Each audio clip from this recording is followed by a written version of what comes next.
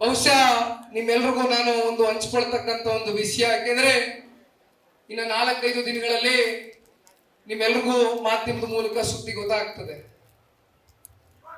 ಈಗಾಗಲೇ 2 ಬಾರಿ ಹೃದಯದ ಚಿಕಿತ್ಸೆಗೆ ಒಳಗಾಗಿರ್ತಕ್ಕಂಥದ್ದು ಮಾನ್ಯ ಕುಮಾರಣ್ಣವರು 18ರ ಚುನಾವಣೆಯ ಸಂದರ್ಭದಲ್ಲಿ ಕೇವಲ 1 ತಿಂಗಳಲ್ಲಿ ಓಪನ್ ಹಾರ್ಟ್ ಸರ್ಜರಿ ಮಾಡಿಸ್ಕೊಂಡು ಇಡೀ ರಾಜ್ಯವನ್ನ ಪ್ರವಾಸ ಮಾಡಿದ್ರು.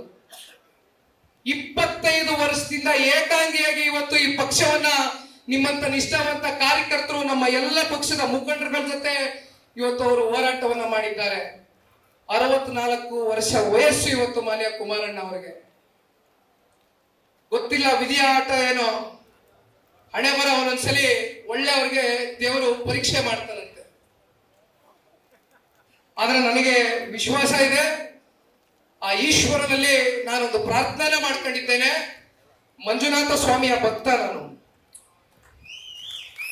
ಆ ಭಗವಂತನಲ್ಲಿ ನಾನು ಒಂದೇ ಕೇಳ್ಕೊಳ್ಳೋದು, ನನ್ನ ಆಯಸ್ಸು ಕೂಡ ನಮ್ಮ ತಂದೆಯವರಿಗೆ ದಾರೆ ಎರೆದು ಈ ರಾಜ್ಯದ ಜನಗಳಿಗೆ ಸೇವೆ ಮಾಡ್ತಕ್ಕಂಥದಕ್ಕೆ ಕುಮಾರಣ್ಣ ಅವರಿಗೆ ಇನ್ನೂ 100 ವರ್ಷಗಳ ಕಾಲ ಹೆಚ್ಚಿನ ಶಕ್ತಿಯನ್ನ ಕೊಡ್ಲಿ ಅಂತಕ್ಕಂಥದ್ದು ನಾನು ಈ ಸಂದರ್ಭದಲ್ಲಿ ವೇದಿಕೆ ಮೂಲಕವಾಗಿ ಒಬ್ಬ ತಂದೆಯಾಗಿ ಒಬ್ಬ ಮಗನಾಗಿ ಇವತ್ತು ನಾನು ಆ ಭಗವಂತನಲ್ಲಿ ಪ್ರಾರ್ಥನೆಯನ್ನ ಸಲ್ಲಿಸ್ತೇನೆ.